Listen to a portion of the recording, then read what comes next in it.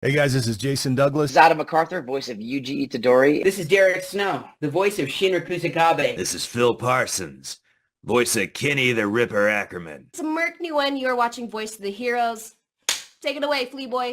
What's good, everybody? You already know who it is and what it is. And if you don't, it's the one and only one, Fleeboy Jetson. And you're watching Voice of the Heroes Podcast. So if you're tuning in for the first time, please don't forget to like, comment, and subscribe. Also, click that notification bell so you can be notified for upcoming videos and discussions with your favorite heroes and villains around the world. And today we have a very special guest. We're doing something different on the channel, man, and I hope you love it. Lately, we've been interviewing directors, writers, artists, musicians, athletes, and now we're doing content creators, man. And this man is well respected and a staple in the comic book community. Strong opinions, great conversations, whether it's heated debates, news, or discussions. He's covered some of your favorite heroes and villains from around the world. Let's welcome Comics Related to the show. How you doing today, my brother? Man, I appreciate it. That's the hypest intro I've ever gotten in my life. Hey, man. Man. Hey, well, you deserve it, man. We're gonna sit down and have a great discussion about comic books, movies, shows, everything that we love to geek out and be nerdy about, man. We're gonna start it off. But before we get started with that, though, every hero has an origin story. So I want to get into yours. How did you get into content creation, and what made you want to decide to do content on comics? Man, I think like a lot of people, what do you call it? Not the quarantine, the lockdown. You know what I mean? COVID. Yeah, it influenced it a lot because if you recall, and I may be mistaken, this app used to be called Musically. You feel me? And I thought it was kind of silly, to be completely fair with you. I'm like, why would you invest your time into something like this? But when you ain't got nowhere to go, you can't go see nobody, none of that. It's like, all right, let me do something. So I download it. It had become TikTok at that point. And I enjoy stimulating conversation. I always have. I was in debate during high school. I don't even always like to win. Sometimes I just want to see how far I can take it. Like, can I've been that guy before. You tell me you have a strong opinion. I'm like, oh, really? All right, I'm a devil's advocate. You're on principle. Now let's see. And there's something stimulating mentally and maybe a little bit emotionally about the challenge of good conversation and debate. So you see all these people online sharing their opinions. And I was like, oh man, whether it be the extraordinarily political conversations that were happening at that time due to different government agencies making decisions for us, or the powerful perspectives that people were sharing because they were frustrated, they were alone, they wanted to be engaged in something. And I was like, I can do this. Yet, so before I say anything, I like people to know I'm not trying to bring up no old beefs. I'm not trying to start reignite anything with anybody. Like many content creators. Before you say it, right? Just full disclosure, man. This is your story. So all that stuff that came from the past made you who you are today. So yes, sir. So just we want to know your truth, your story, and if they happen to be in that, hey, you know what I'm saying? I like that. I'm trying to. I'm phrasing things the way that I am because I'm not different, but I like to be more considerate of my actions. If I gotta be old school comics related, I'm still that guy, right? But we can approach this iteration a little bit differently, you know? So I try to be a bit more considerate. there happened to be a female content creator whose name I won't mention, who did a video about Rey from Star Wars, you know. Oh yeah, the newest trilogy that they had with the female protagonist. Of course. And she was very particular about the idea that disliking that character not only was inherently anti-Star Wars, but inherently like anti-female. And I was like, no. Now, this is the point in time where TikTok didn't have 3-minute videos, 10-minute videos. You had to nail it in 60 seconds, right? Woo. And I made a response to her basically explaining that her stance on it was unreasonable. There are many reasons to not like the character that don't mean you don't like women or you don't like Star Wars. And I made that video just to make it. I woke up the next morning and most of my viral videos went like this. 100,000 views, 200,000 views. And the majority of people in the comments, it was very heated in the comments, but those people who agree with me all echoed, that's what I've been trying to tell people. Some variation of that. And right then I was like, okay, I see. I get it now. I get how I need to communicate with people. And I've always tried to speak from a place of, as much as people say that I am biased, I try to be naturally unbiased and just speak from a factual place. So that was my introduction to the comic book nerd space. It evolved when someone would say, oh, this character is capable of this thing. And I'm like, no, they're not. In fact, that's so not true that you can go to, then I became that nerd. Go to this issue, this volume, this page, look at this thing. Old school TikTok, people weren't really into feats, scans, presenting the evidence. When I came on, I was like, no, look at this. That's how you know that person can or cannot do that. And that's how I entered into the debate space as well. I started off with conflict, unfortunately, but that's how my platform grew as well. What do you think is more engaging when you know you have an opinion that people favor, right? Like, you know, they could relate to or they feel the same way about, or the hot take where a lot of people may disagree or hate that side of things? Which one you think is more engageful? When you say engaging, do you mean willing or able to draw in the attention and involvement of others online? Yeah, like as far as like that particular conversation, like getting people to comment or hot takes every time. People, I'll do you one better. I did an experiment with an entirely different page on TikTok where I just posted. I enjoy cosplay as well. I just posted cosplay stuff. And the amount of hate I got on that page, I got very little likes at all. But the engagement I got was, you suck, you're trash, you're like, this is garbage, why are you even doing it? Then I would post those same videos on my main Comics Related 1.0 account. I got mad love. Same videos, same cosplay, different responses. But because in this space I was established and people cared about me, I got a lot of positive engagement.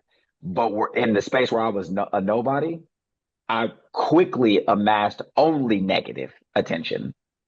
Yet when you put out the rage bait, oh, that takes off.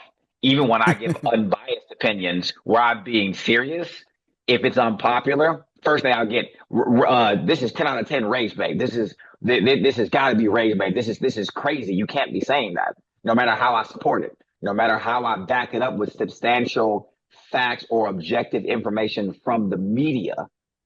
And when I say media, I mean the source material. People are like, no, and they yell at me. But if I just talk about the things that I like, TikTok don't even care. Doesn't even reach the For You page. Let's talk a little bit about that, right? The negative side of TikTok, and I hate to bring it up, but it's a discussion that I would like to have with you. One of the main reasons, to be honest, that I even opened up my TikTok app because I did content creation on Twitch. I'm a huge, well, not huge, but I'm big to streaming. YouTube, with anime, video games, things like that. Now I'm, transitioning over to podcasting, doing interviews with voice actors, etc.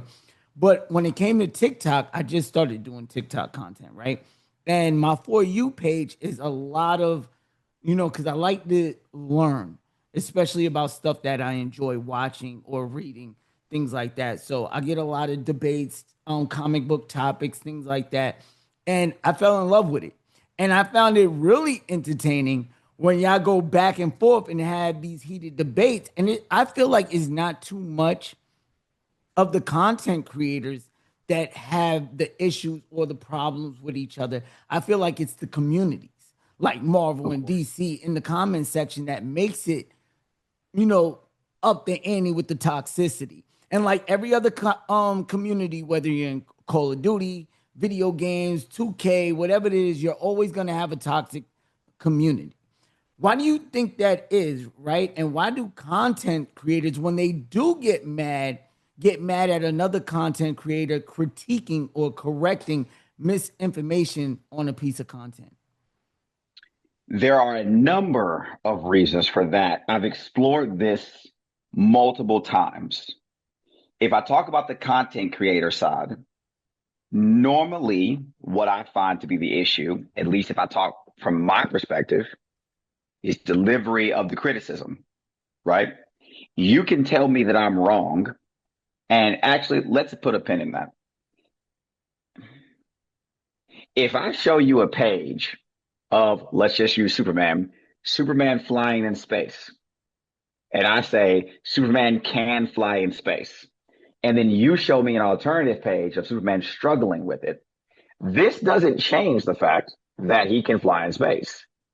Your information just means that it's difficult for him, not impossible. Once he's done it, he can do it. Unless your page happens to say, I cannot do this anymore. That's a different story, right? But it is very, for me, frustrating to give you objective information. If I show you Black Panther era 1998, issue 45, where he gets shot with a lot of bullets, but is undamaged, and I say the Panther habit is bulletproof, and you say, no, it's not. I'll be like, excuse me?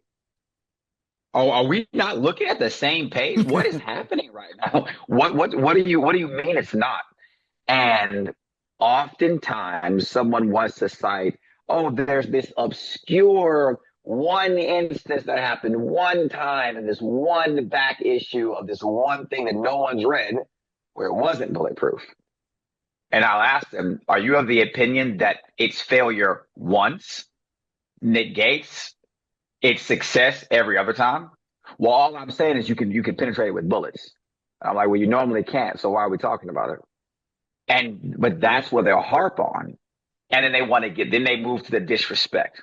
Oh, well, how do they say it? If you read comics, if you knew anything, if you had common sense, if you could understand narrative, like they'll have these little passive aggressive character indictments about you. And it's like, oh, so now we're talking a little crazy. All right. Fair. Let's escalate that, because I'm a deliberately aggressive person. I'm not passive aggressive. If you say something passive aggressive to me, I'm going to get actually aggressive. And then they're like, what are you doing right now? Why are you being angry with me? Oh, I thought that's what we were doing. I thought we were being disrespectful. You didn't like that? If you don't like when I'm disrespectful, don't even slightly disrespect me. Speak to me in a way that's casual, kind, and courteous, because it's how I will always start. But I'm willing to finish the other way. The community side of it's different. You want your character to win. You like, who can I say? Who's a great analog? Thor. You're a Marvel head. You love you some Thor. Thor's got magic. He got strength. He's got speed. He's got hacks. I'm a DC guy. I like Superman. So when you get to my page as a DC guy and I'm saying Superman's great, automatically you feel as if that's my way of saying that your character sucks. I ain't even mentioned Thor. The amount of comments that I've seen, you can search so many different videos. Somebody saying, "Oh, Superman is so great." Comment section, Goku will kick his ass. Who mentioned Goku? Why are we talking about Goku right now? And then, so now that you took it there, let me tell you every reason why Goku would lose. Oh, you're biased. You're a hater. You ain't never watched Dragon Ball Z in your life. No, I got Crunchyroll. I done seen all of it. I grew up with Toonami.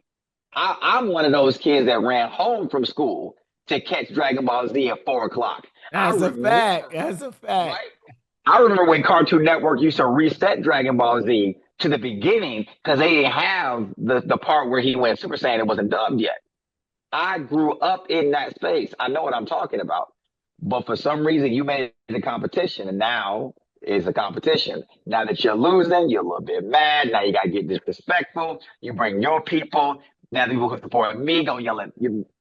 Boom, it's explosive. But to your third question of why do the content creators, how does that happen? Ego, a little bit of pride.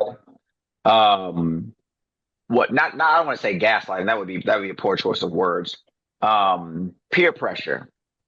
When your comment section is like, "Oh, Comics Related said this, Comics Related said that," but you said differently one time. So you got to go to Comics Related right now and prove him wrong. Otherwise, you don't know what you're talking about.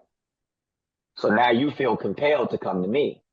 And you got some energy behind your words because your comment section been tagging you my videos.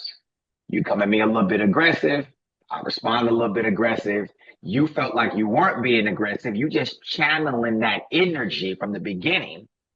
But now you purposefully aggressive, which means I'm going to be more, and it explodes from there. I do agree. I think there's a lot of ego involved and a lot of, I don't want to be wrong. Even if because you have some people that's just wrong and strong. They're going to stay wrong and strong no matter what, and they're going to die by the sword. That's just what they do. Now, one question that I wanted to ask you that I just thought about as you was talking. Have you ever lost a debate? The only speculative debate that I've lost is against a guy who I think it might be bad luck for me. Great content creator, excellent human, living his best life right now. Chris, I don't know how to say his last name, and I don't want to butcher it. I once challenged him to Batman versus Captain America. And who did you have? Man, I had Cap, and I knew I was gonna win. Ooh, but he hit me with some points, bro. It was bad news.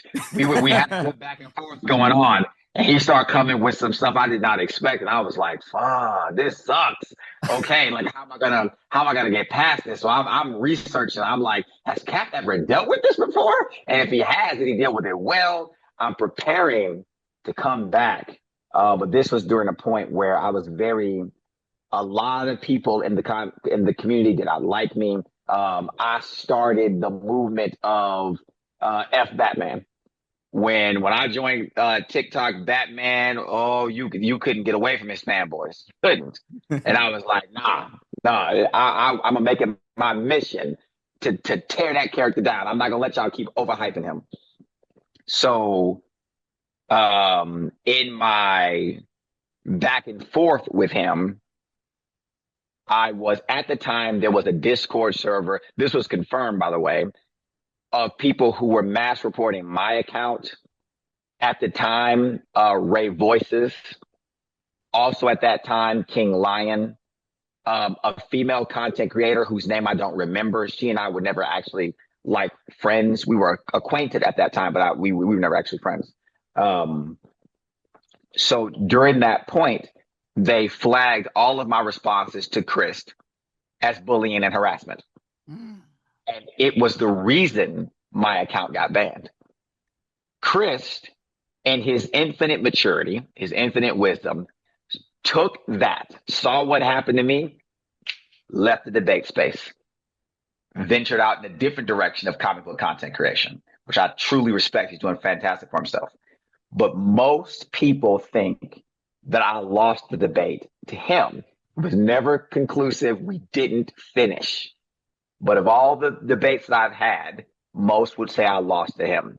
I otherwise hold true to no. I've never been beaten by anybody. There have been plenty of how you can say it, like negative outcomes where people are just yelling. I'm yelling because we just got to that point. You yelled at me. I got to return the energy.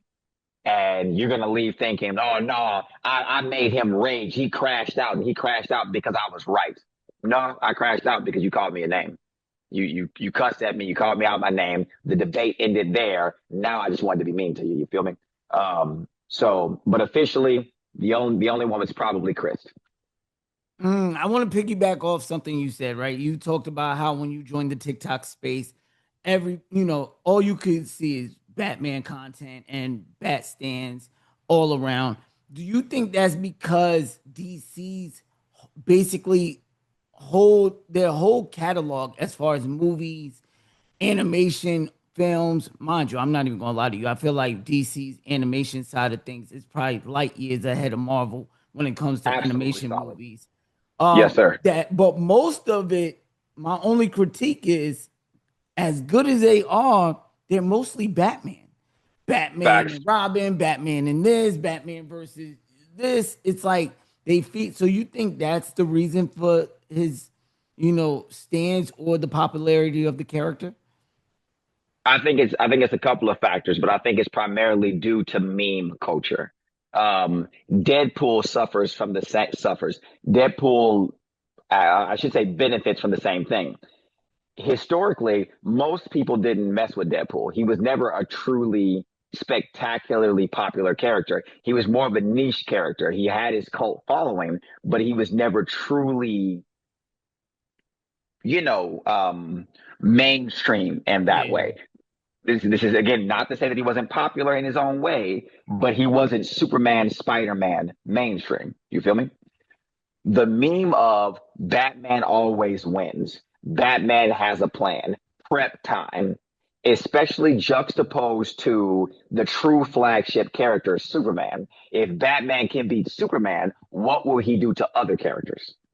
Great point. And that's where it took off, because Batman, when I enjoyed reading his material, used to be a detective. Those of us who are critical of Batman's performance and really read him recognize that in general, Batman makes a lot of mistakes. If he's got a 10-issue run, he's going to make a ton of mistakes issues 1 through 6. Issue 7, he figures it out. Issue 8, he starts implementing everything. Issue 9 is the buildup. Issue 10 is the climax and the falling action. Everything he learned 1 through 6, he implements in 7, and then you start seeing the fruits of his labor 8 through 10. That's when he used to be a good character, a grounded, relatable character. But as he became memed in other media, the writers changed for him. That's why you got DC's Dark Knight's event. 5 different Batmen from the multiverse. What happens if Batman goes evil? The Batman who laughs. That spawned into the very next event, Dark Knight's Death Metal. Same event from last time, and also same character, right? What happens if Batman goes rogue? How would he defeat the Justice League? Batman always wins. Batman always has a plan. That leaning into that meme made him wildly popular with, no disrespect, the casual fan. The same way Deadpool didn't consistently, he wasn't Ryan Reynolds in the comic books. He broke the fourth wall, sure, but it was like occasionally.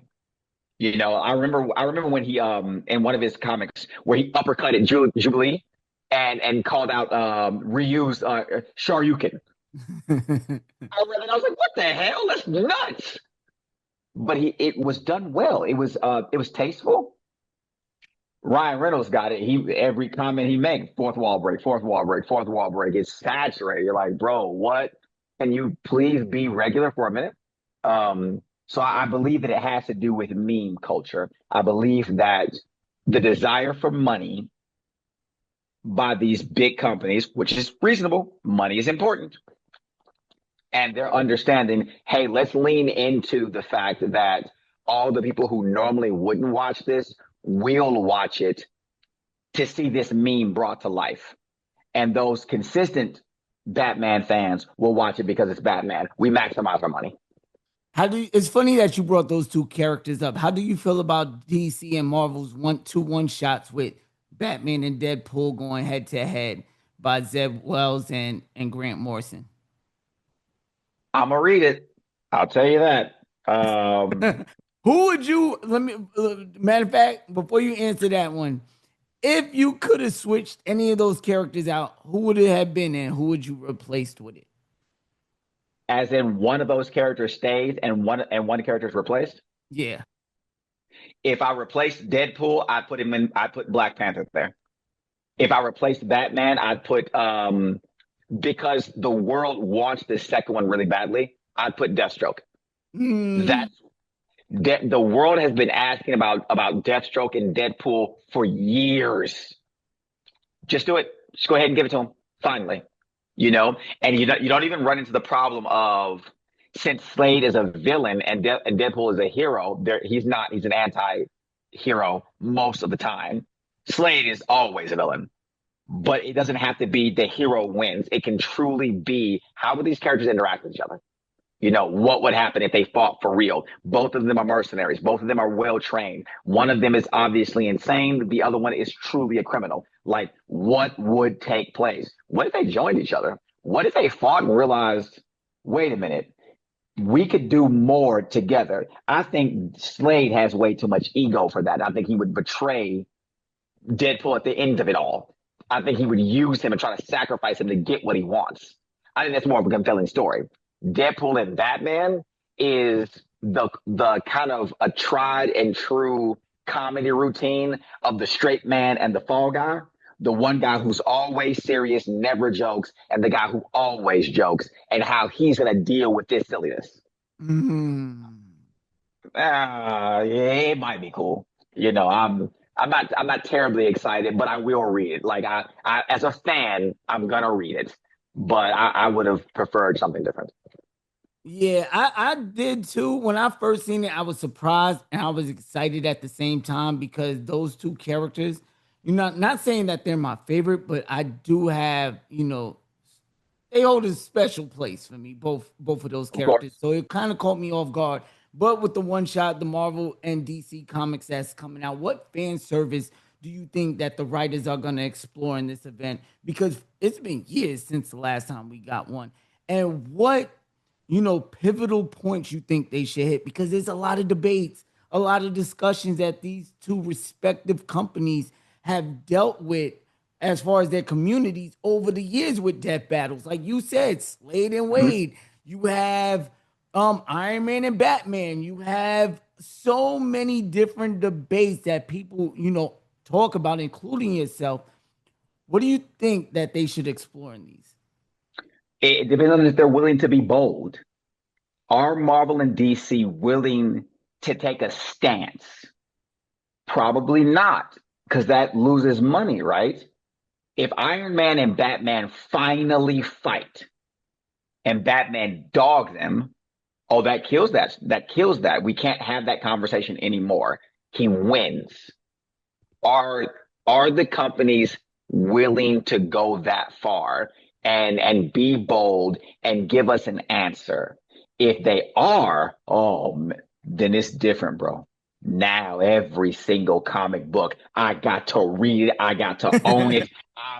I'm Hey, we examining. going broke, man. We going broke Exactly. with the variants. I need it. I need to know. But if they're not, then it would be, for example, there are a couple of interactions I would love to see. I'd love to see Thor and Wonder Woman. Not even if they don't fight. Just how would they interact with each other? Right? You got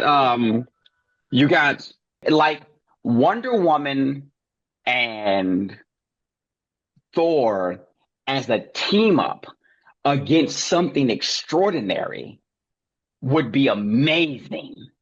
You know, put Wonder Woman and Thor against Gore the God Butcher, or oh my gosh, what's that one creature's name? Thor recently threw him into the sun when Jane Foster was Thor.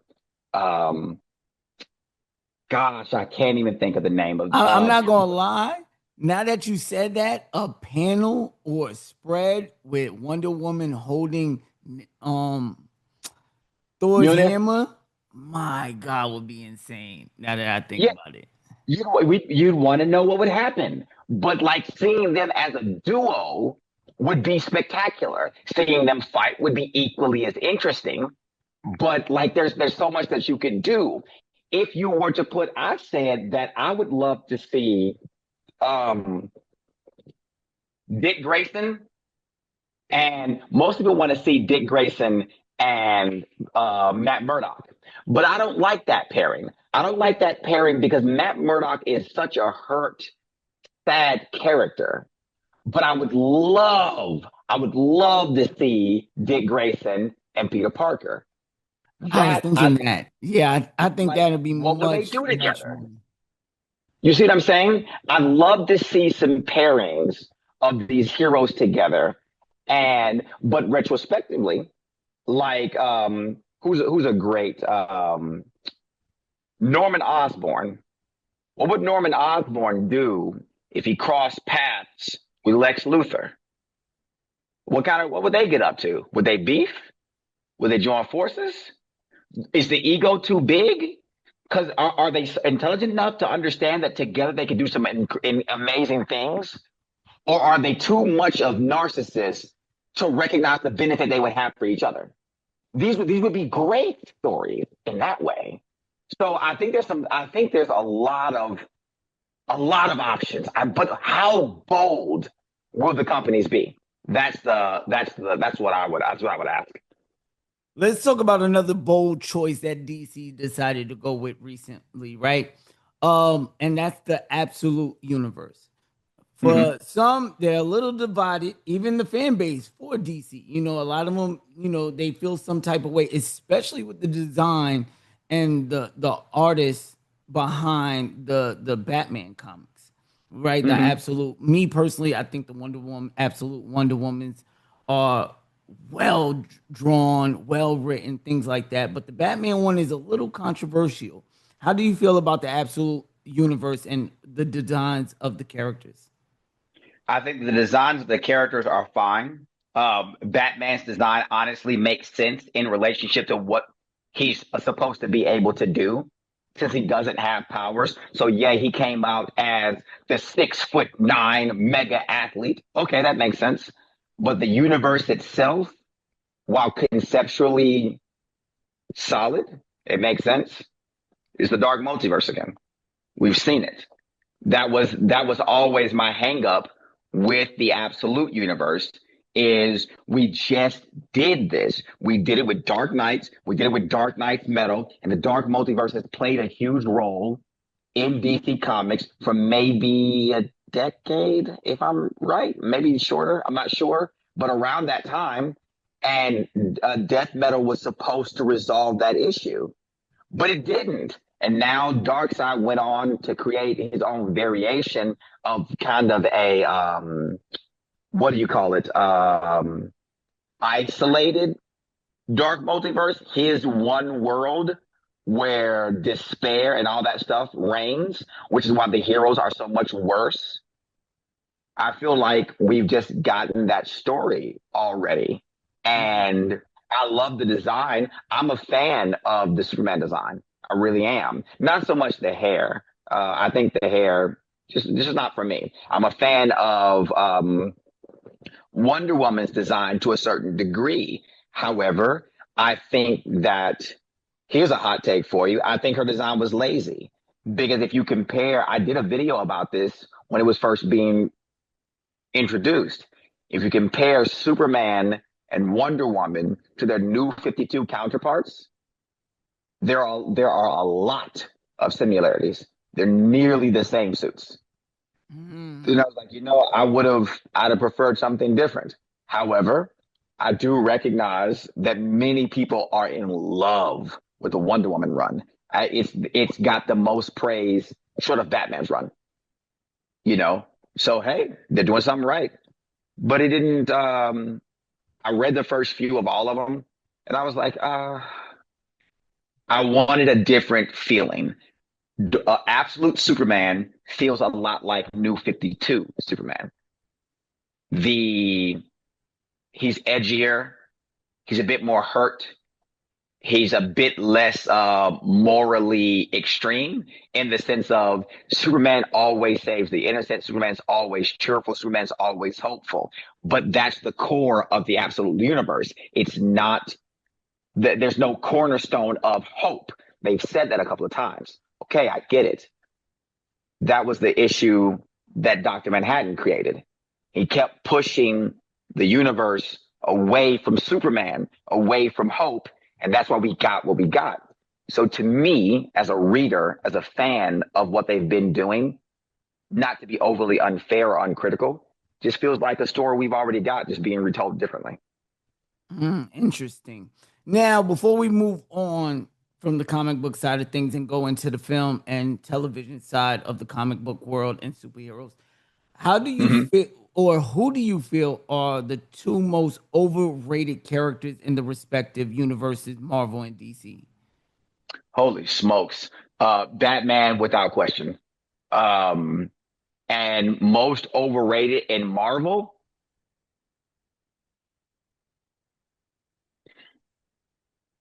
Oh my gosh, it's probably Deadpool. Like, wow, we're right back there. Batman without question. But probably, oh my goodness.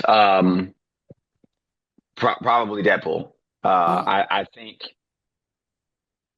don't think they can fail with the Deadpool movies because they're supposed to be bad, and that's what's supposed to be funny about them. Every mistake they make in a Deadpool movie, Deadpool turns into a joke, and then it's because it's critical of itself, you can't be critical of it because it was supposed to be bad. You see what I'm saying? It's like a gag character. He's become the ultimate gag character.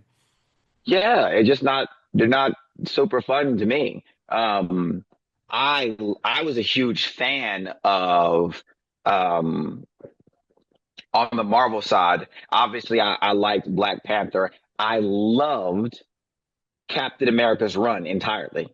I thought that every movie he had was a banger. First Avenger, he had to pick up some speed. Winter Soldier, top 10 superhero movies of all time. Absolutely, top 10. I agree. Civil War, damn good, delivered. Major group battle, left us wanting more, especially if you read the comic books. But absolutely spectacular. Who else? Wait a minute. Love and Thunder. Oh man, that one hurt my heart. I ain't even gonna lie because I did read the comics for that one and that run, and the way they did Gore, man, was. And then they had Christian Bale, bro. Yeah, how that you was a tragedy. fumble the bag with Christian, and I feel like what's his name, Taika Waititi. Man, he did such a good job with Thor Ragnarok that I had high hopes for. Because Thor Ragnarok was one of Thor's best movies, hands down. Want to hear a hot take from me? This is normally what gets me in trouble, but that's not my intent. I just hope that people are able to understand. I think that they try to make everything so accessible to everybody. I think that Jane Foster and everything related to her was the worst part of every Thor movie. They took her out when it became amazing. Because then Thor could just be Thor. You can still have a strong female character. That's why they brought in Valkyrie. Then it made sense for her to be there. But in Thor and Thor Dark World, they had to manufacture reasons for Jane Foster to make sense. And she never does. Jane Foster is never so prominent in Thor's comic books. She doesn't need to be prominent in his movies. Love and Thunder allowed you to have Thor constantly acting as a god. Not a huge fan of the comedy. That's just me. But exuding that power constantly, the battles, the intensity. When he fought Hulk, you were like, of course, we're about to go down. Let's get it on. When he fought against Hela, let's go. The strong female character, you can dig this stuff, right? But when she was throwing the little things at Malekith that teleported them around in Dark World, you're like, really? Are we serious right now? What the hell? Girl, get inside, right? But then they brought her back in Love and Thunder, and Chris Hemsworth himself has come out and said that he really dropped the ball with that. He leaned too much into the wacky, zany part of it. I think they did a horrible job with Thor. They really, really ruined his character. But Love and Thunder was fun. It was a lot of fun to watch. I'm just mad what they did with it. I think if it would have been a Love and Thunder would have been a lot darker. Not even too much. It don't have to be a depressing movie, because the reason why I like Marvel so much is because we got the depressing stuff from DC. DC is the more dark toned, universe, and Marvel is more bright colors, more, entertaining type thing. But that's what makes both of them good in their own right. Speaking of that, Marvel has been delivering banger after banger with the Phoenix series going on. Storm, big shout out to the Storm writer right now. I'm not gonna lie, y'all. Get ready. You might have the wrong person on your podcast if you're gonna talk about Storm. Hold on, wait. Get ready, y'all, because Storm issue 10, 11, and 12 will probably see the biggest event that we see all year in Marvels. I got a little tip, but the stuff that Marvel's letting him do with the upcoming 4 issues of Storm is going to answer a lot of questions. We're going to get a lot of backstory about the one above all and a lot of him in it. It's going to be, I'm going to send you the interview after we're done with this, just so you can see. I'm not going to put it out until like June 2nd, because June 4th, I think the next issue comes out. So I'm going to gear up for that interview. But he's taking a lot of bold swings, man. And, the one above all was actually means I'll read. Yeah, and, he's gearing up for the villain, Haddad.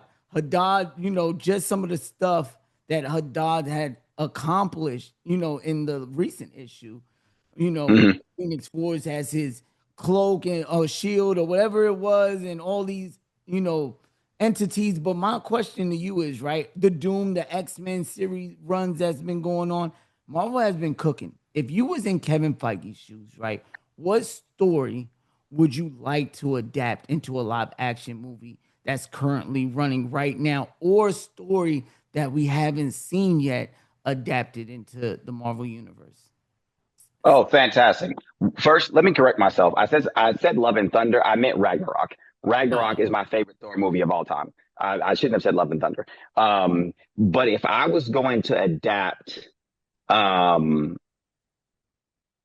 what's my budget?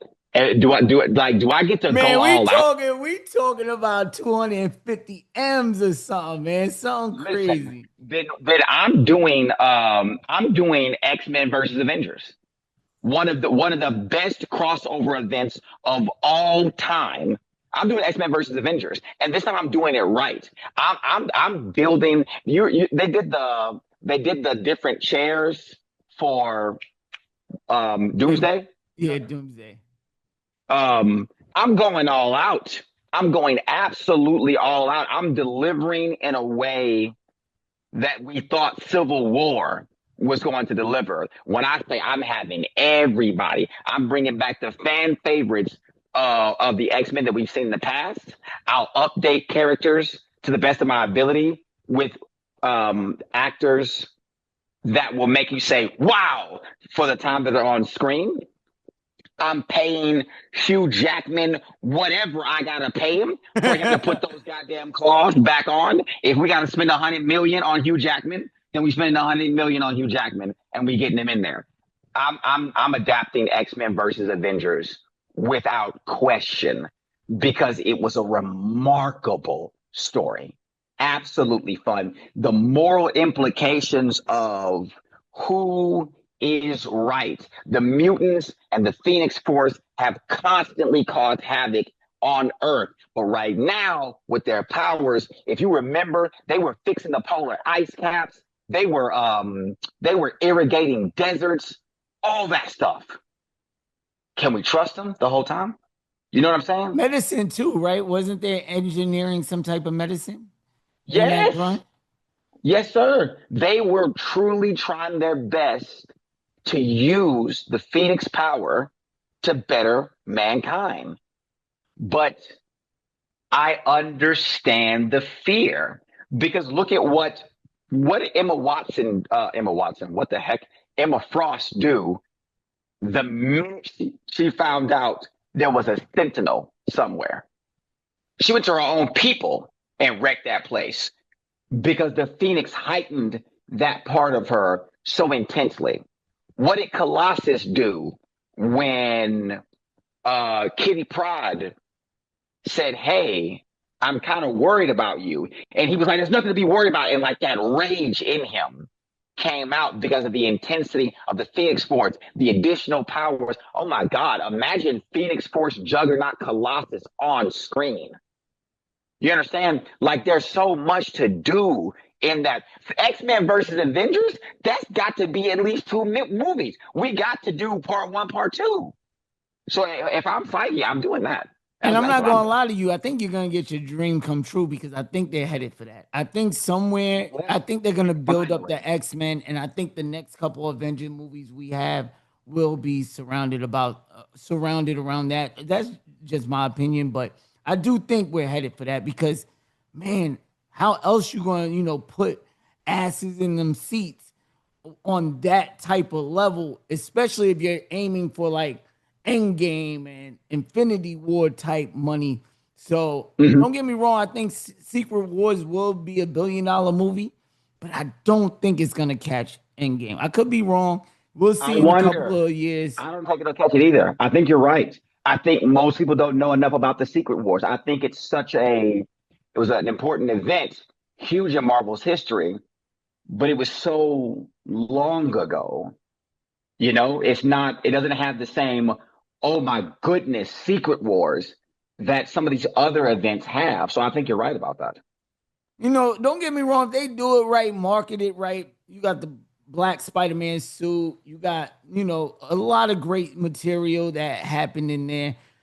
Speaking of movies, man, we got Superman flies in the theaters July 11th.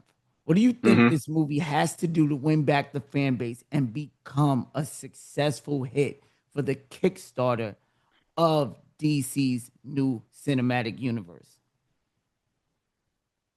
If I'm being optimistic, because I don't think right now Superman can do it, I think there is a lot of negative feelings that are entirely social politics around Superman.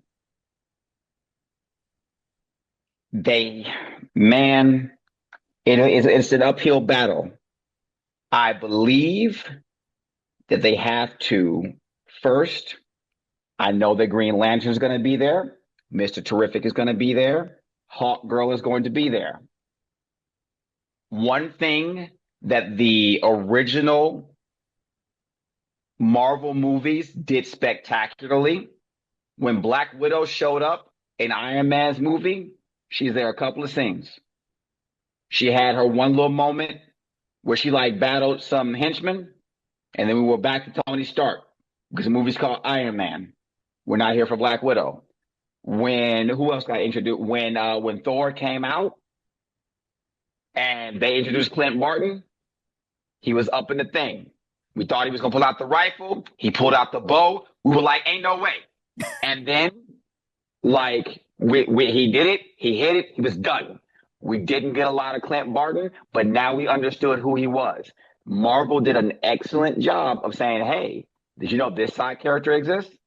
He's here. You'll see them again. Iron Man 2, you got a little bit more of that character. You see what I'm saying? One of the failures of Snyder's universe, everybody right now. Batman versus Superman with Wonder Woman and Doomsday and Lex Luthor, all right now. Like, we got to find space for all of it right now. And it was so cluttered. It could have been spectacular. Don't do that again. Let it be Superman. You want to introduce those other heroes? Cool. Give me Superman. Show that they're powerful. Show that he's aware. Let it be Superman. And I think that will allow the universe to expand while keeping a cohesive, exciting story and not oversaturating us and leaving so many plot holes of, well, why didn't this happen? Where was this character? I went to see Superman and all I saw was Green Lantern, or their exact reverse. Green Lantern was so cool. Why didn't we just get a movie about him? Why did you do Superman at all? I think that would be the biggest thing that I would advise if I could. Please make it about Superman. I know you gotta build your universe, but let's make it about Superman. The only hope that I really have is that James Gunn has showed us with the Guardians of the Galaxy that he can take on big ensemble cast, right?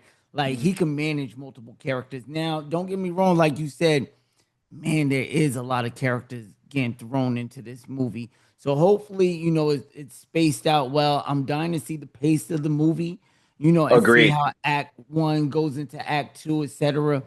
So, I'm definitely going to be there. Now let's talk on the Marvel side of things. We just got Thunderbolts, which was thoroughly enjoyed by critics and audience, but didn't really hit financially as I'm pretty sure Disney would liked it to. But critically and audience-wise, Marvel fans feel like they're in a good space right now, right?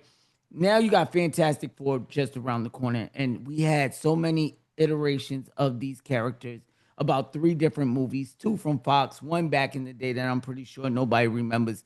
But will the MCU finally deliver what we always wanted and deliver the first family to us? Or do you think it'll fall flat like it's, like the original movies? I believe it'll be a massive challenge. I think Thunderbolts was critically successful because we were already prepared. Unlike standalone cinematic films, we were prepared for John Walker. We got him all throughout Falcon and Winter Soldier. We were prepared for Black Widow's sister because we got her during Black Widow's standalone movie, as well as the Hawkeye standalone series. We were prepared for the Winter Soldier. We got him all through the Avengers. We got him in Falcon Winter Soldier. We were prepared for Ghost. Yeah, Ghost. You had Ghost. You had who else? Well, for the spoiler, but for the time that we did have Taskmaster, we had Taskmaster, and we had the Red Guardian. But like, we were all prepared for them, so the movie could start. Let's just hit the ground running. They don't have that luxury with Fantastic Four. So now you got to build them. But it looks like they're going to take some bold risks and assume we understand who the Fantastic Four are. And we're getting the Fantastic Four from the beginning. We're not going to see them go into space based off what I've already seen. We're just going to get them as heroes, as defenders of the planet. I think that's an excellent move in the right direction. We don't have to have a lot of build-up. Can we just start with the Fantastic Four? I think it's possible. I think you are going to get massive backlash because of female Silver Surfer. I recognize that they're from a different universe. As a reader, I get it. I know there's a female Silver Surfer that exists. Then you're going to get heat for that.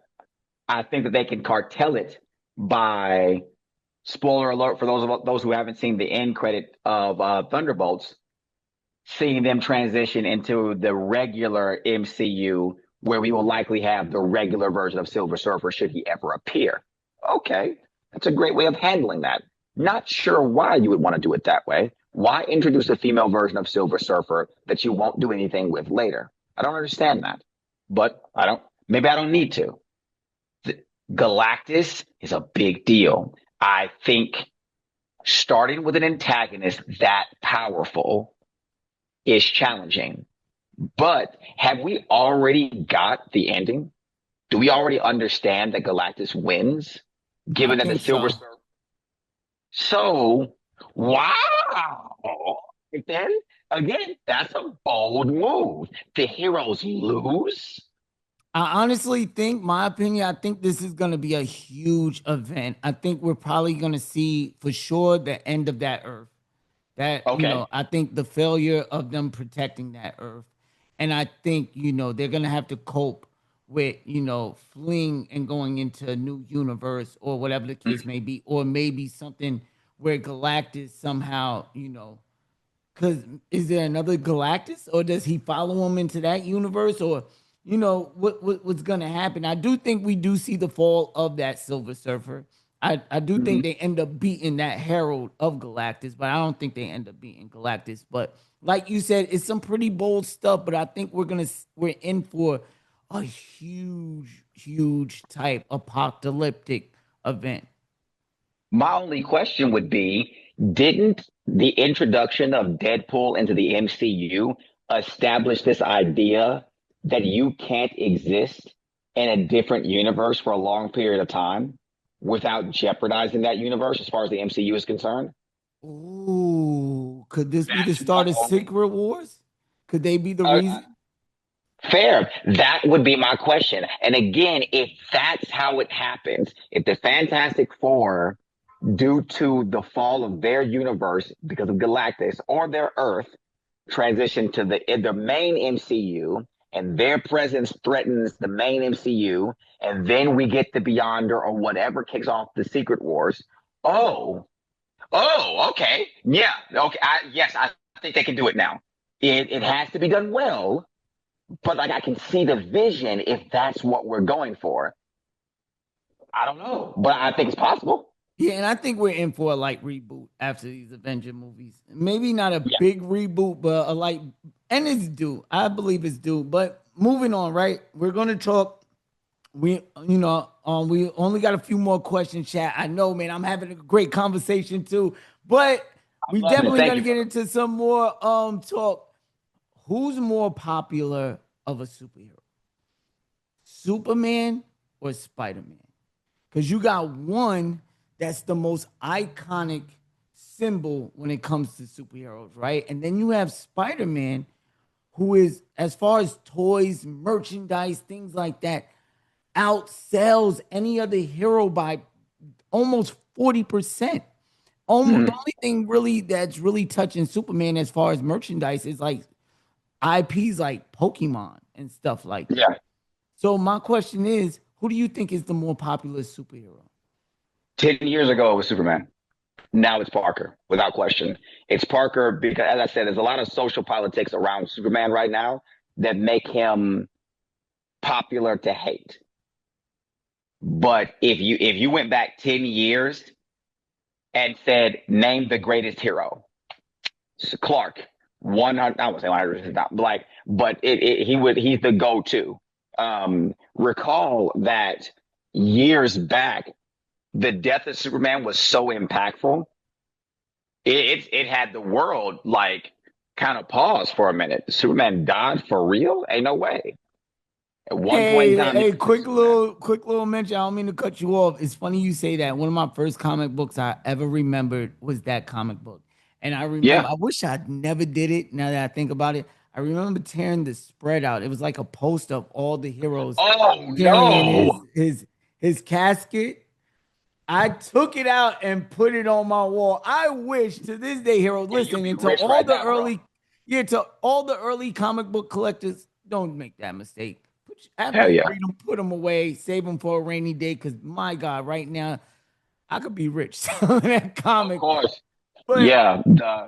Death of Superman changed the comic book industry as a whole. Changed the way stories were told in that industry as a whole. Parker right now is the more relatable. He's the more consistent. His villains are more compelling, which allows his stories to be more compelling. It's Parker. I would say that Parker is the more popular among the two. I like that answer, man. Heroes, villains, let us know in the comment section how y'all feel about that. Who's more popular, Superman or Spider-Man? Now, after talking, like I said, I talked with the writer of Storm, and I also, I'm in works to talk with other writers as as far as Marvel and DC comics go. But he's told me, I asked him in the interview, I said, hey, who do you think will win with all these new power-ups that the Scarlet Witch got, that the Phoenix got, and now that Storm got? Who do you think will win? And he told me it really depends because they all right now, he said something about, I can't remember. I don't want to mess up. Y'all don't kill me in the chat, but Scarlet Room having, her whole own dimension, like the Neverwhere or something like that, where she's all omnipotent and all powerful. And then, the Phoenix Force has the White Room where she's all powerful. Now he says Storm will have, with her new power up, the universe.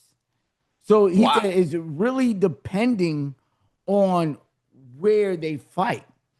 So now we don't really know much until the Storm series, and it's going to be continuing after the Thunder Wars ends. It's going to continue. But as of right now, where would you scale those three women? Because those are pretty much the most popular women in Marvel right now. And it's always a talk between Phoenix and Scarlet Witch. Who wins? Now, if you put Storm in there with a power up, who do you think and how would you power scale them? You want my honest opinion or you want my comics related opinion? I need the comics related opinion. And then maybe we could talk about the honest opinion, but because I know you've been hating on my baby girl recently, man. I seen the Scarlet Witch hate, man. That's my baby girl, but I'd rather get that from you, man. So let me find out. Listen, I feel like hold on, full disclosure, I feel like the comics related opinion is the most valid opinion because that's how you really feel. No, I'm gonna be biased if I give you that opinion because as you said, I don't like Scarlet Witch. I'll mess with her. All right, so give me your honest opinion because I know the chat want to hear it. then as much as I hate to say it out loud, but these are the moments that prove to you I'm not biased. It's got to be Scarlet Witch. And I'll tell you why it's got to be Scarlet Witch. If we explore her power set later, if you recall, during X-Men versus Avengers, we found that the chaos magic that Scarlet Witch wields and the Phoenix Force are a natural yin-yang to each other. And when everybody was falling to the Phoenix Five, Scarlet Witch stepped in. And you remember she did massive damage to Cyclops, and he was like, whoa, that actually hurt. Then they brought in Hope Summers, who mimicked Scarlet Witch's powers while mixing it with the Iron Fist to form a method that genuinely did damage to the Phoenix. Based off that, Scarlet Witch in general is the natural antithesis, if I'm saying that word correctly, or utilizing it correctly, to the Phoenix. It doesn't give her an instant win, but it gives her a major advantage over the Phoenix Force from jump. Then we consider Scarlet Witch manipulates probability. So again, we've seen runs where Scarlet Witch has said things like, oh, there was a probability that you missed. I just made that into a reality. There was a probability where that move that you were going to use didn't work on me. And I just pulled that to the forefront, which is why it didn't work. That's an insane advantage. So now, what do we do? We add in Storm. Storm brings a lot to the table. She's better trained physically than either of them. She's better than Jean because she was a tutor for Jean for quite some time. And she's better than Wanda.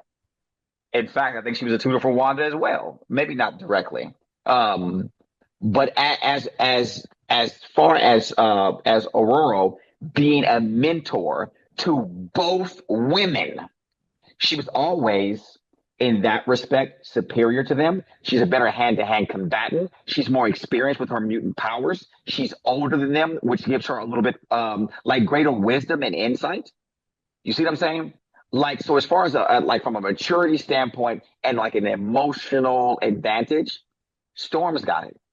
If her new connection to the universe puts her on a cosmic level that she can match the other two, because didn't we just see Scarlet Witch in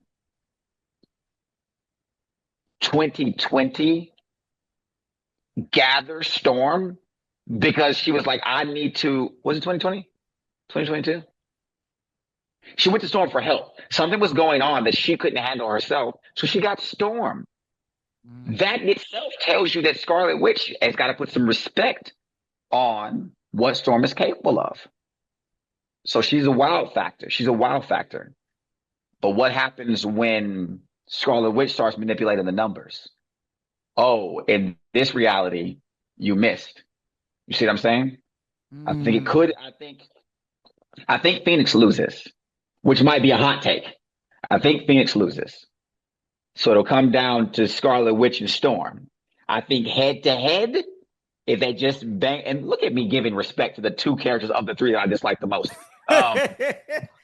But I think head to head, no silly stuff. I'd have to go with Storm. But since Scarlet Witch's main ability is silly stuff, reality manipulation, probability manipulation, and her power is called hexes, I got to give it to Scarlet Witch. I think that she would take it. So there y'all go, y'all. That burns me up to say out loud. All right, man. Now for the readers out there that watch the show, thank y'all so much for tuning in, and for all the comic fans, give a quick couple of recommendations you would throw out there to the community. Reading recommendations. Let me look at my wall right quick. Blade just had a 5-shot series that was good. It reestablishes him as a fantastic character, a layered, nuanced character. The ending was okay. It sets him up. One moment. Let me grab one of these off the wall. Nah, go ahead. Yo, heroes, man, take heed, man, because I'm definitely gonna be reading them. I need some more stuff to read. I just, finished reading Monsters We Make by Corey. Great joint, even though that's a manga. But man, I'm in the process of reading, man. So get in tune with it. One of my favorite comic issues of all time. This issue makes me genuinely emotional. It makes me genuinely emotional. That's the Thor? This is Thor issue 11. This is Thor issue 11. I know that the light might be.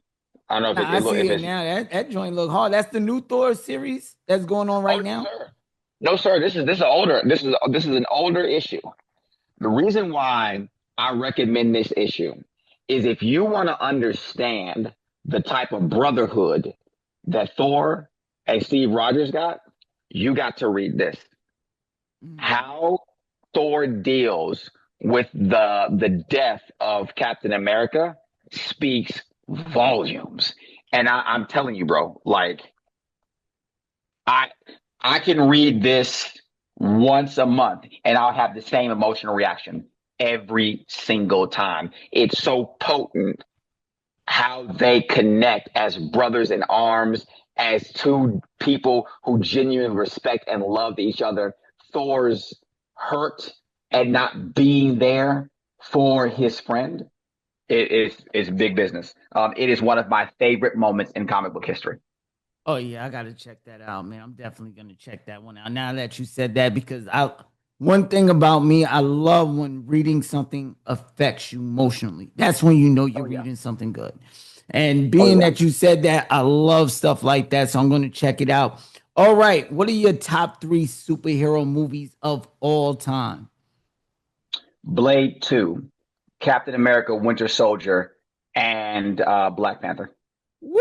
Fire answers, man. He straight fired those. That's how you know he ain't lying. You said So, Blade but that's 2, Winter Soldier, and what was the third one? and Black Panther. However, you could swap.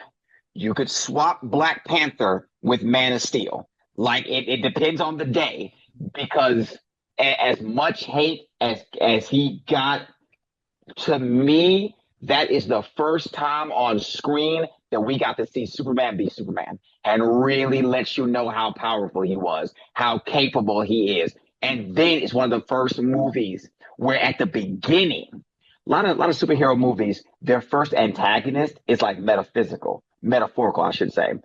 Captain America, First Avenger, Red Skull, Final Confrontation wasn't really that big of a deal. Thor, the Destroyer, the real conflict was who he was as a person. You know what I'm saying? Like that's usually the first big bad for them. Then they get an actual big bad. Man of Steel said, "Forget that, God," and they were breaking. So my top three is that, but maybe Black Panther and Man of Steel could switch. Hey, I love it, man. All right, now I've seen this on social media so much. A lot of people have been discussing what is the Mount Rushmore of superheroes. So I'm gonna ask you because I see a lot of DC mentions, which is rightfully so. A lot of people put the Trinity on there: Batman, Superman, Wonder Woman, and they throw a little Spider-Man in there. But I want your personal opinion. That's all that really matters. What is your Mount Rushmore of superheroes? And not my favorite, but like top four most influential heroes. Your Mount Rushmore, man. What would you put if you could that inspired you? Let's do that. Heroes inspired you. Who would you put as your Mount Rushmore? Let's do that. Okay. Blade. Blade is number one. Blade is my favorite hero of all time. So Blade gets the number one spot. Spider-Man, Peter Parker, gets the number two spot because when it like Blade and Spider-Man influenced me in different ways, right? Am I restricted to comic books? Nah, you can go. You can Oh, go. You can go all around. I ain't know you Um, wanted to. You can go all around, man. The question is usually like, what's your Mount Rushmore? I usually do characters, like fictional characters, things like that, or voice actors. But since this is a different type of podcast we having with comic books, I was going to go the comic book route, but you're entitled to do whatever you want. And after this, I'm going to ask you, so you might want to save it, your top 5 fictional characters of all time across all media. man. So, but let's do the Mount Rushmore. Okay, we'll stick with comic books. Blade is number one because as a obviously as a young black man growing up, it was spectacular. Blade does everything as a teenager, as a child. Blade was everything I wanted to be. Everybody who's followed me knows I'm big into martial arts. Blade was strong. He was fast. He was capable. He was a martial artist. He was who I wanted to be. And he took no nonsense. You couldn't bully Blade. Blade feared nothing, never ducked smoke once, and was powerful without being so powerful that he's boring. Blade is my favorite character of all time. Parker, Spider-Man, it would be next. Because Parker, and a lot of people feel this way about him, he is that hero you hope you are because you don't get corrupted. You still you try to find the balance of being a regular person while being a hero and not taking advantage of people because you have powers and having to figure out how you deal with knowing that I could change this in a heartbeat. But I can't because I got to do what's right. I want to live by the influences of my father or my grandfather. No, I'm not my grandfather, my uncle in this situation because he didn't have a father figure in that way, and how to take care of the mother figure that he had in Aunt May, and how to get the girl, but he couldn't get the girl because he knew he would be showing off too much. But then he got to save the bad guy or stop the bad guy and save the people. The world hates him, but they don't know him. Like every insecurity that we've ever had as children, Parker went through. That's what made him so relatable to all of us. So Parker's got to be my number 2. Superman, Clark Kent. Superman's got to be my number 3 because I respect the S. Superman may not always be the most compelling character as entertainment, but Superman shows up no matter what. There's another, if I gave another comic book recommendation, read Superman Up in the Sky. Because if you want to know what Superman is about, that is what he's about. That comic book talks about how a young girl was kidnapped. Lord knows why they came to Earth to steal this freaking 8-year-old child, little black girl with a teddy bear, and they kidnapped her. Superman was like, you said what now? I'm dropping everything. I'm out. Like, the world is going to have to deal without me because I will not let it slide. That little girl is gone. And she holds on. Man, I'm getting emotional thinking about that. I tell there's certain comic books that will get me every time. But she was like telling her teddy bear, she was like, I know that Superman is going to save me. Like, nothing bad is going to happen to me. And Superman showed up and he was like, you're right. You are going home. Like, I am here for you. And while he was gone, the world was in jeopardy. It was going down. The heroes were like, dude, what are we going to do? And then suddenly everything was okay. And Green Lantern was like, yo, what happened? Shazam was like, I don't know. Like, they all stopped. Wonder Woman was like, dude, it was almost over. I couldn't stop him. And Batman said, he was there for us. It was Superman. We needed help. So Superman saved us. And as Superman is flying back with this little girl, he's just chatting with her. He's like, yeah, man, like, there was no way. Every single life is important to me. I will never abandon you guys. That is, I think deep down, every man on the planet wants to be that man, to just be there for people. And if I had to pick a fourth, who I think would be the most difficult to me, I think I'd pick Wally West. For no other reason than he's so much fun.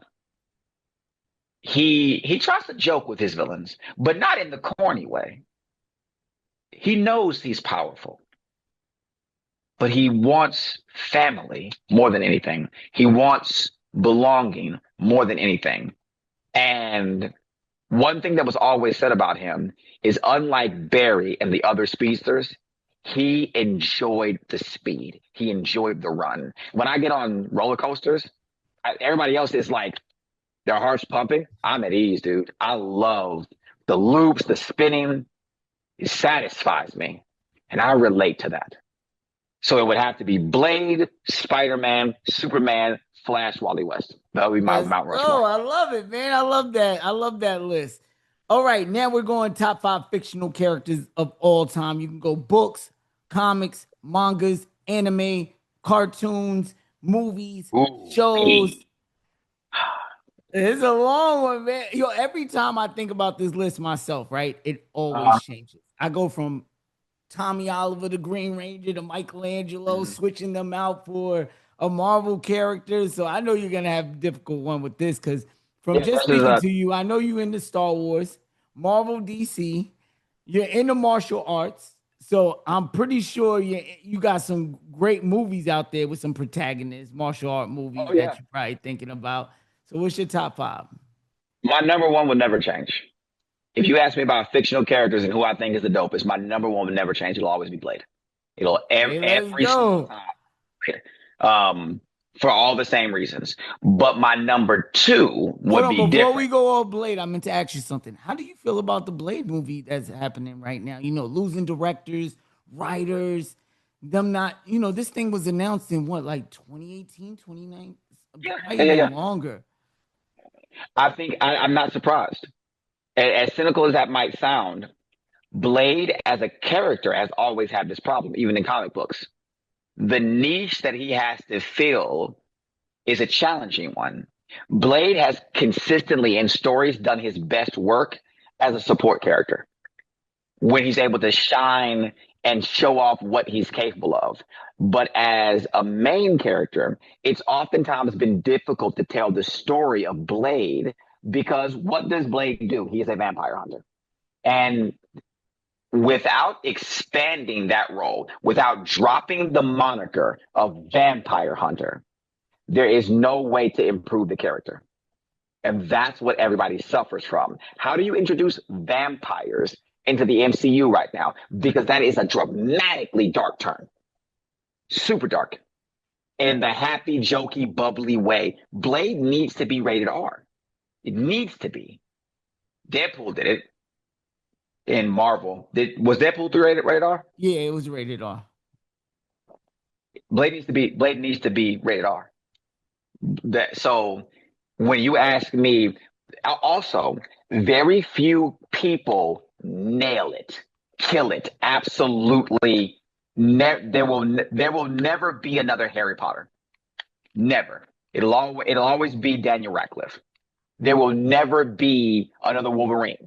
It will always be Hugh Jackman. And as he said, there's only ever been one Blade. There's only ever going to be one Blade. That's going to be Wesley Snipes. Killed that role. It was done for everybody else afterwards. Yeah, I'm not even gonna lie. I'm full honesty, man. I don't care who feels any way about it, but the first two Blade films was absolute cinema. Was historically right they were. some of the greatest comic book movies out there. And mind you, it still holds up to this day. I watched Blade 2 the other day, and just seeing the mother open up like that, bro, I was like, oh, what the like yes, that, as when you was younger, that had to scare the shit out of you, man. Can I tell you a story? And it was a great one, man. Great stories. And that's why I think they're having such a problem, because the ceiling for Blade is up here. And don't get me wrong, they got an Academy Award winning actor in Mahershala. Yeah, they have the talent, but can you do what the first two Blade movies did? Don't get me wrong, the third one was, but still, that trilogy is still a strong trilogy. So now, who would be your second fictional character? You mind if I tell you a short story? Go ahead. Oh, I'm chilling. Go ahead. I'm happy to hear it. My best friend as a child, when Blade 2 came out, we were obviously not 18. It was rated R. We spent hours trying to convince guys in the mall to buy us tickets for Blade 2 to sneak us in. No joke. That's how bad we wanted to see that movie. Hey, I did it before. I've been in that boat before. So yeah. But my number 2 would is Austin St. John. Jason from Power Rangers, original Red Ranger. Okay. He's my number 2 most favorite fictional character. I started martial arts because of him and Zach. They're the reasons why I started martial arts. I can't dance, so I could never be Zach, but I can fight, so I could be Jason. I wish I could dance. Oh my gosh, I would be a clown, dude. But I have no skill at dancing. Speaking of Power Rangers Heroes, on June 4th, right before the 30th anniversary of the Power Rangers movie, that's June 5th, I am dropping the Rocky Power Ranger episode. I did an interview with Steve Cardenas. It's coming out June 4th, so please stay tuned for it. Like, comment, and subscribe, especially if you're in the Power Rangers. I got a bunch of Red Rangers coming out, man. We're doing the Mega Force Red Ranger. We're doing Rocky. We're doing who else? What is it? I think Wild Force, I believe, and Time. No, it was Fury. Oh, my mind is blank right now. But Jungle Fury and Time Force. Excuse me. Those are the two. So we got 4 Red Rangers coming up, and also Zordon, David Fieldy, and also Black Ranger, a bunch of them. Just stay tuned, please. All right. So your third option, who you going with? And I got to pick 5, yeah? Yeah, you got 2. You got Jason from Red Ranger from Power Rangers, and you have Blade as your number 1. Can I pick the actor? I'll allow it this time. Go ahead. It depends who it is. Man. Donnie Yen. Donnie Yen. Pick him. That's my guy. You talking about from John Wick, right? The one that was he was playing the blind. Yeah, I'll let you rock with him.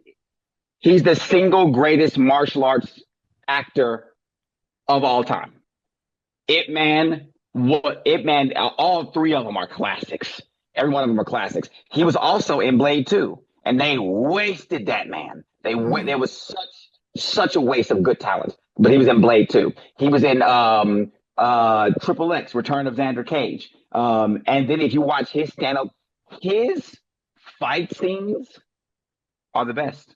They're the absolute best. I like There that are choice. I like that choice. Matter of fact, next, if we get you on, if you ever had time and you come back on here, we'll do a whole episode about martial arts, and I'll get you. man, I'll show up for that, man. I'll show up for that. Believe that. Hey, we'll I got lock in for that because I want to do different type of interviews and have different type of conversations on the channel. But, and I think, just expanding, what we do here. But who is your number 4? Spawn. I like that answer, man. I Yeah. really like. I actually did some content today with Spawn in it on TikTok, man. So I kind of like that answer. I loved Spawn was the first time that I was introduced to what I think anti-heroes are supposed to be. He was deeper than every other hero before him. Like, I think that most anti-heroes are just heroes, honestly. They're just heroes that are not as nice. Spawn sometimes was a villain. Sometimes he was a bad guy. But even the religious, spiritual elements, and I don't mean so much of him fighting angels and demons, but the conversations around what God really is, what the devil really is, and things like that made for a significantly more compelling story to me. I know they restarted his comics, if I'm not mistaken, and I've been reluctant. Like, how something was good enough, and then it ended, and you're like, okay.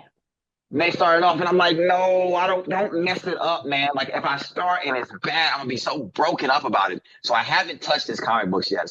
I need to go ahead and bite the bullet. I'm terrified they won't do him justice, because I think his ending was good. I think that Spawn is spectacular. And my number 5,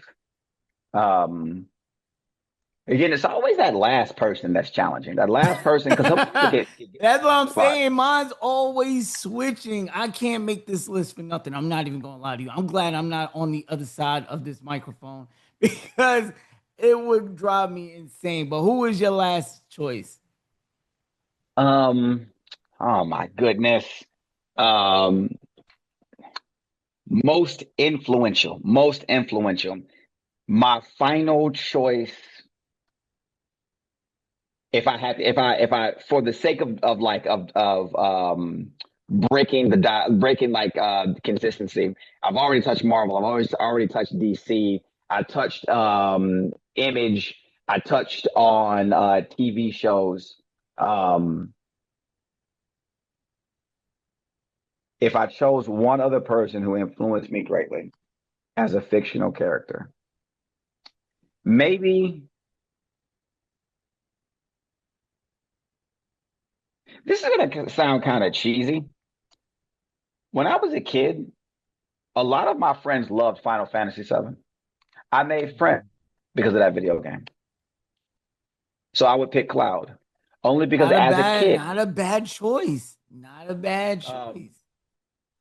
I don't think Cloud himself is too. There have been a lot of characters like Cloud, but he allowed me a vehicle at that time in my life to make him cared about me. So hey, I'll give Cloud that respect. He make the top 5 today because he helped me make friends. Man. Hey, round of applause for Comics Related, man. So what's next for Comics Related? And let people know where they can find you at on social media.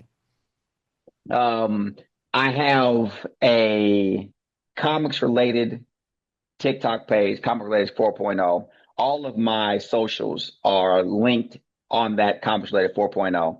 Next thing for Comics Related is a little bit challenging because starting in 30 days, I will start undergoing training. I intend to compete for the first time in a long time with the intention of those of you who know about karate combat. I'm going to do everything in my power to get them to let me fly out and fight professionally in their pit. That is the next big thing for comics related. I've been talking about how good I am at martial arts for a long time. Now let's see what's up. I've been training my strength right now and my endurance. I'll be returning to my coach, Ryan Babyface Benoit, and I'm going to have him coaching me for a competition in August. And then from there, if I do a good job, I'm going to harass karate combat until they want to see me beat up, so I'll leave them alone. That's what's going to happen. Y'all about to get comic book content from me, but I'm gonna move a little bit more into martial arts because my true love is martial arts. So heroes, villains, all links will be provided for you. Follow this man, show him some love, and as always, love yourself, pass that love on, and love others. And if nobody told you so, just know your boy love you. Don't forget, we're giving away a Nintendo Switch at the next milestone of 5K. Big shout out to our last winner, BK number 9. Thank you so much for the continuous support and love you show the channel. And as always, man, y'all have a good one. Fleeboy Jetson signing out. Sing it with me.